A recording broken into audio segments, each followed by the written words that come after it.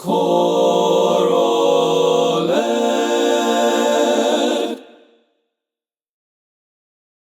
Welcome to episode 42 of ChoralEd. I'm your host, Micah Bland. Thanks so much for watching. In our last two episodes, we talked about choral auditions, and in those auditions, teachers often include a voice placement when they determine a singer's voice part. I call this a voice placement. Some people might call this a voice test. Either way, we're trying to determine a singer's voice part as to what section they should be in the ensemble. Now, in my opinion, this process is ideally completed individually.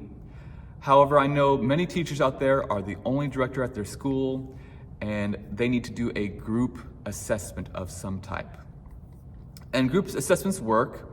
There's a couple options. The first one I would not suggest, and that's to have them all sing it together and try different keys and go, all right, did that key feel comfortable, or was that too high, too low? All right, if it's too low, step over here. Too high, step over here.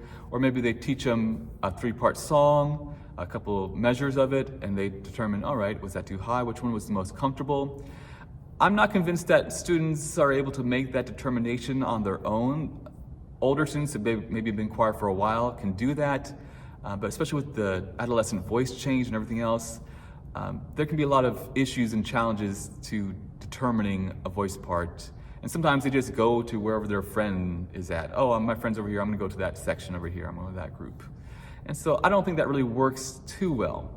But if it works for you, great.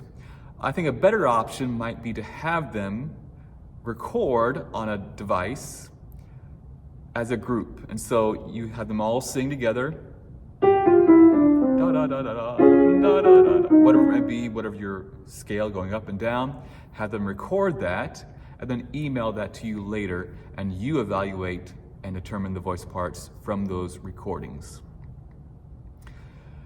Another option would be to have small groups of 2 to 4, and if it's like, for example, a group of 3, I'd have 1 standing in front of me, 2 on the sides, so I could differentiate the voices and hear them individually.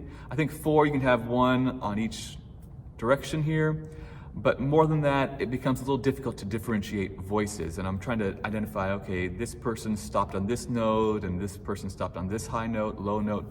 This is where the register shift was. So it can be a little more challenging when you have a group, but it does save time, and it does help prevent the problem of students being nervous about singing in front of everybody. So if you do it individually, you're the only teacher, the option there is to have them sing it in front of the rest of the class as the other students are doing something to keep themselves occupied. That can be very scary for a lot of students.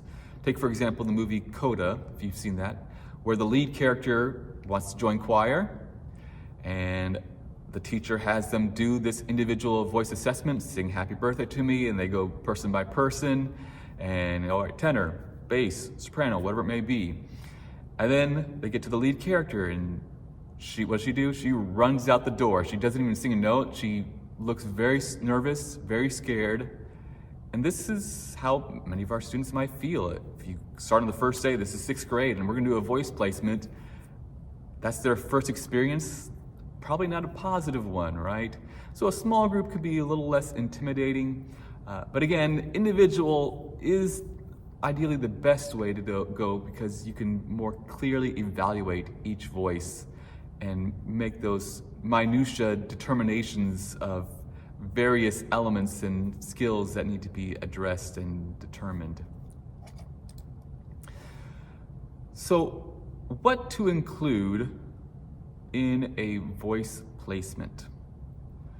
I do 3 different activities, exercises. The first one is a descending scale or pattern, da da da da da, da da da da da, and we go to their lowest note, and then ascending, da da da da da, va va va va va, whatever syllable you want to use. I like the ascending one to determine their register shifts. When you ascend, it becomes much more clear than a descending one. Right? A descending one is a little easier to move through those register shifts, and so I like that ascending interval or ascending pattern. The third activity I might have them do is sing a familiar song like Happy Birthday or the national anthem. And I use this to kind of evaluate, okay, how does the voice react to different vowel shapes, different consonants? How does it react to different intervals than just a simple pattern? And that can tell you a lot about the voice as well. So what I'm listening for, and this is my own personal approach when I do a voice placement, the first is range. Now, I want to caution you that range is not an end-all. It's not, oh, they have this high note, that means they're a blank, whatever it may be, or they have this low note, that means they're blank. It's informative, and so all these elements should be considered in totality, not on their own. Because you might have a tenor with some lower notes, but they have that great top range, or an alto or a soprano with some really low range and some low notes. And that's very possible, so don't let range be the only deciding factor. So for me, when I listen to basses, I'm looking for somewhere down here in this va va va va va va va va va va va va va va, an F, an E, an F, an F sharp, somewhere in there. Your middle school basses won't have that, but your high school basses, would be for the voices that have settled after the adolescent voice change. So just keep that in mind for all these notes that I'm sharing. For a tenor, they're going to get to a B flat, an A maybe, a baritone will be down to a G, an F sharp, and they'll kind of bottom out there. Now, I do want to note, I don't count kind of those fries, or I have a high note, right? I only count the workable range as far as what I notate for their range. And so here's one example of a bass, and you'll listen as you hear the last note. It's not fully there, right? That it's a low E for the last note. So take a listen. Say, say, say. Say, say, say. Say, say, say. Right? Say. Sorry, it was an E flat. Say, right? It's kind of there, not really all the way there. But that's a good bass example. That was a low E, second last note that he had. The more important element that I personally listen for is the register shift, the change in the vocal mechanism. And so here is a tenor baritone example. And so listen for that register shift. Ba ba ba ba ba ba ba ba ba. Ba ba ba ba ba ba ba ba ba. Ba ba ba ba ba ba ba ba ba. Ba ba ba ba ba ba ba ba. Right, so there's 4 repetitions there. The last one was very noticeable. Ba ba ba ba ba ba ba ba. Right? He flipped over into head voice there. The second to last one is the third one, where you'll hear this F natural has a little flip on it. Ba ba ba ba ba ba. He kind of flips over there, and then the next one up, he realized on that last note from the previous exercise that, oh, I have to flip over here. So he flips earlier. So listen again, it's right on the F natural. Here's it one more time. Ba ba ba ba ba ba ba ba ba. Ba ba ba ba ba ba ba ba ba. One. Ba ba ba ba ba ba ba ba ba. Ba ba ba ba ba ba ba ba ba. Flip over there earlier that time because he realized, oh, this is getting higher. I gotta flip over to a different register, a head voice register. For me, when it comes to those register changes, a bass would be around a D, E flat, E. That's where they'll flip over into their head voice.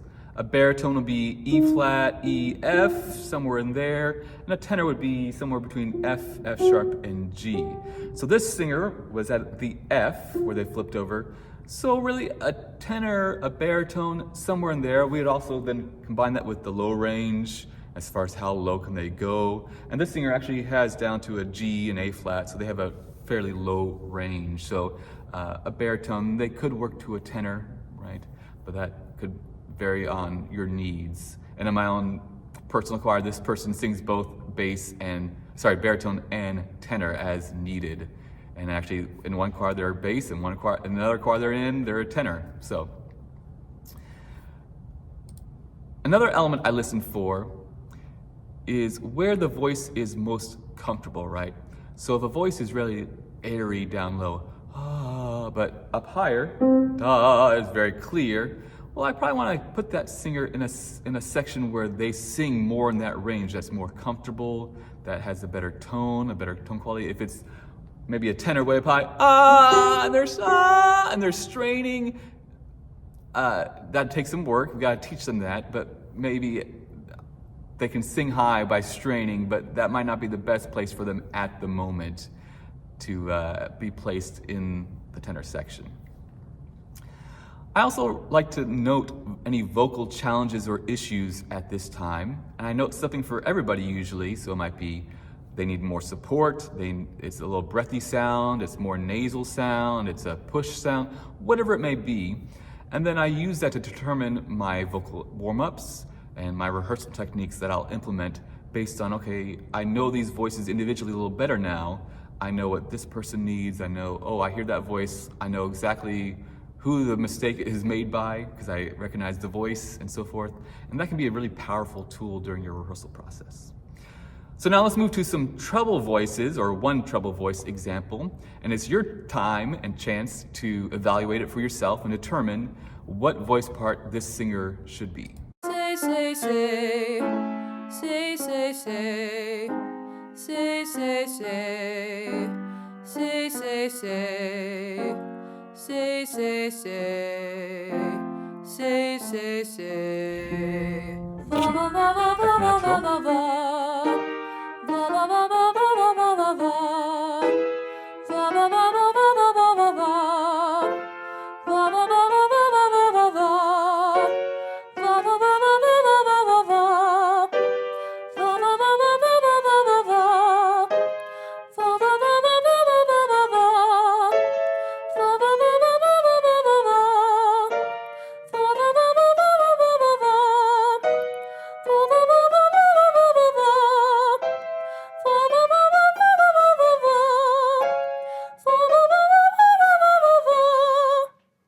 Yeah, so that singer was down to an F, F3, up to a G5, the A flat, G sharp.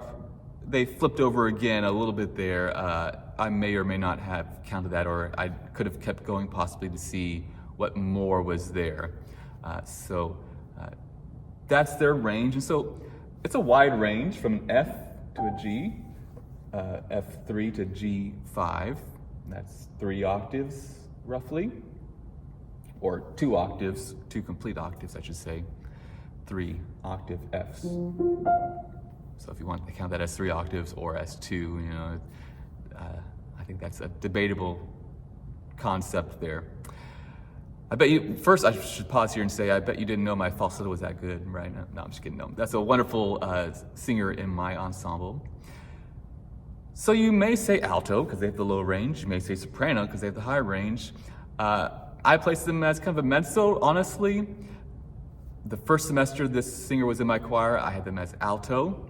After that, I had them as soprano for various reasons, and I mostly for the clarity of the sound in the soprano range. It was a very lovely, clear, pure tone, higher in the range. The lower range is a little not as solid in its sound. There's not as much phonation and clarity of the sound. So listen again also to where the register flip is. It will happen on the 3rd repetition of the ascending line, which is on an F sharp actually. So listen again.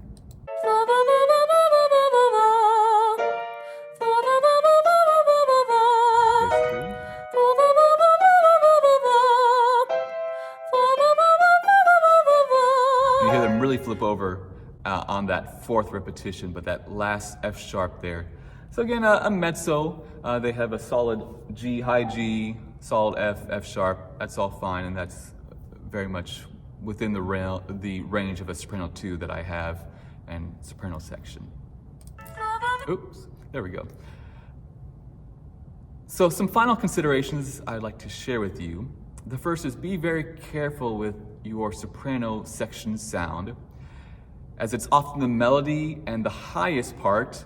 It's more easily heard by the audience.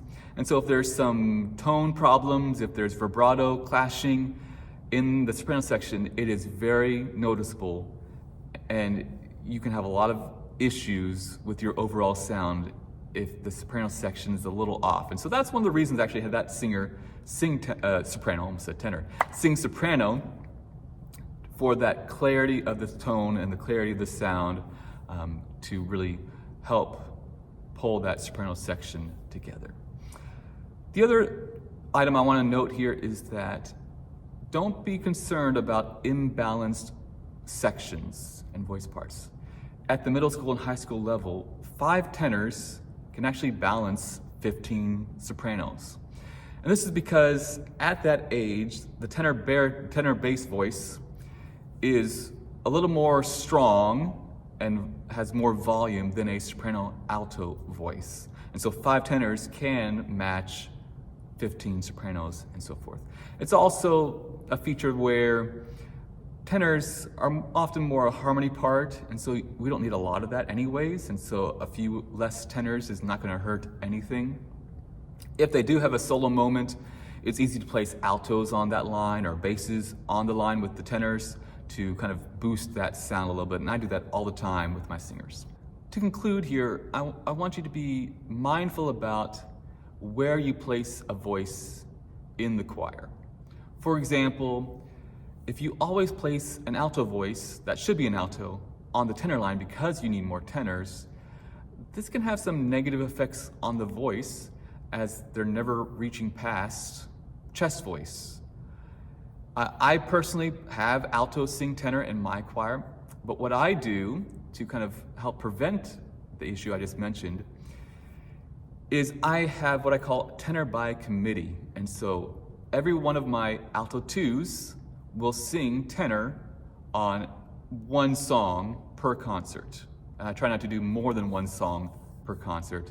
And so I have 4 alto 2s, and they all sing tenor on one song each. And so they're not forced into singing tenor constantly all the time. Same goes for a bass baritone. Be careful, we're gonna force them to sing this note because I need more tenors, or that's usually the tenor part because usually we have the fewest there.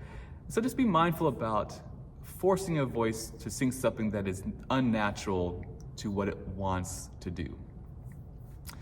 So there you have it. I hope these ideas will be beneficial to you the next time you complete a voice placement. Until next time, thanks for watching, and I hope you continue to inspire the future leaders of our world with this wonderful gift we call music. Thanks.